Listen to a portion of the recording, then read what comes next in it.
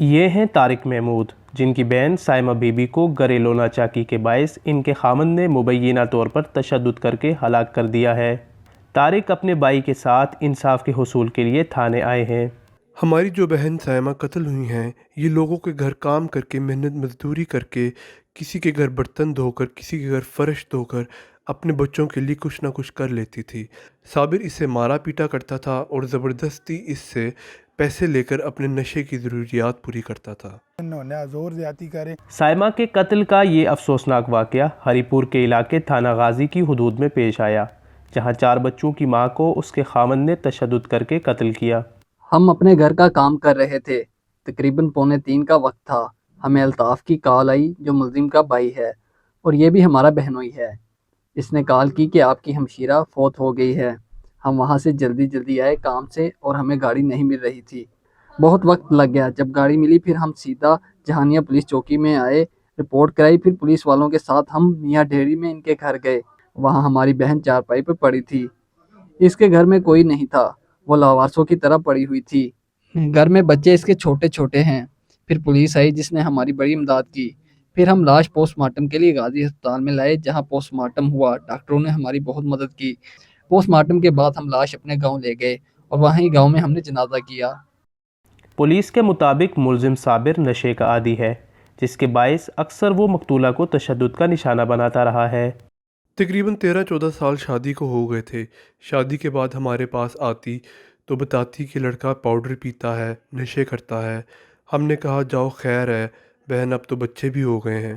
وہ مارا پیٹا کرتا تھا، وہ آ کر ہمیں فریاد کرتی تھی۔ پھر ہم نے اس سے کہا اگر آپ چاہتی ہیں اس سے فیصلہ لینا تو ہم آپ کو اور بچوں کو ایک الگ مکان میں رکھ سکتے ہیں، آپ کوئی محنت مزدوری کر کے اپنا گھر اور اپنے بچوں کو پال لینا۔ وہ کہتی تھی نہیں، یہ نہیں کر سکتی کیونکہ میرے بچے ہیں۔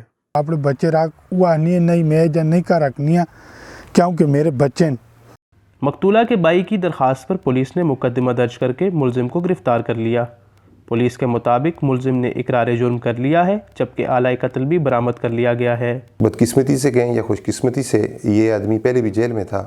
اس وقوع سے 15-20 دن پہلے اسی لیڈیز نے ان کو وہاں سے بیل پہ رہا کروایا تھا، اور ان کے درمیان جب وہ ملزم کو گرفتار کیا گیا تو ملزم نے یہ بتایا کہ ہمارے درمیان تقریباً 5-6 دن سے یہ آپس میں چپکلش چل رہی تھی۔ میں اس گھر کو جہاں پہ ہم رہ رہے ہیں اس کو فروخت کرنا چاہ رہا تھا، جبکہ مقتولہ جو ان کے تشدد سے فوت ہوئی ہیں، ملزم صابر کے، جن کے ہسبینڈ کا نام ہے، وہ نہیں بیچنا چاہ رہی تھی۔ وہ کہہ رہی تھیں کہ یہ بچوں کی وراثت ہے، کل بچوں کے لیے مسئلہ ہوگا۔ تو بس اس بات پہ 5-6 دن سے ان کے درمیان ایک معاملہ چل رہا تھا لڑائی جھگڑے کا۔ تو پھر یہ لاسٹ ڈے اس نے اس طرح کیا کہ ان کی جسم کا تمام حصوں پہ ضربات دیں ڈنڈے کے ساتھ۔ ٹالی کا ڈنڈا تھا ایک سٹک نما، تو اس کے ساتھ انہوں نے اس کو مار دیا۔ پھر میڈیکل وغیرہ ہم نے کروایا، اس میں پوسٹ مارٹم میں رپورٹ بھی آ گئی۔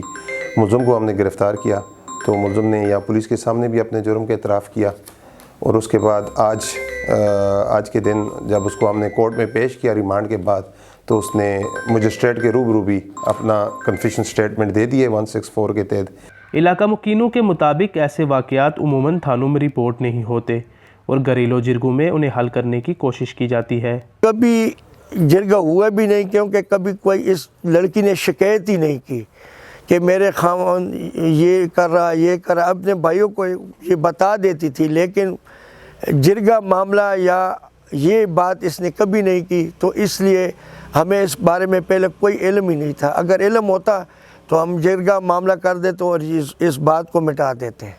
معاشرتی روایات ہونے کی وجہ سے عام لوگ بھی اس پر آواز نہیں اٹھاتے۔ لڑکی نے تو سختی بھی برداشت کی، سب کچھ، لیکن آخر اس کا جنازہ خاوند کے گھر سے نکل گیا۔ اہلیان علاقہ کا کہنا ہے کہ حکومت ایسے واقعات میں ملوث افراد کو انصاف کے کٹہرے میں لائے اور پولیس اور انتظامیہ کو ہدایت دے کہ ایسے واقعات کی روک تھام کے لیے اقدامات کیے جائیں۔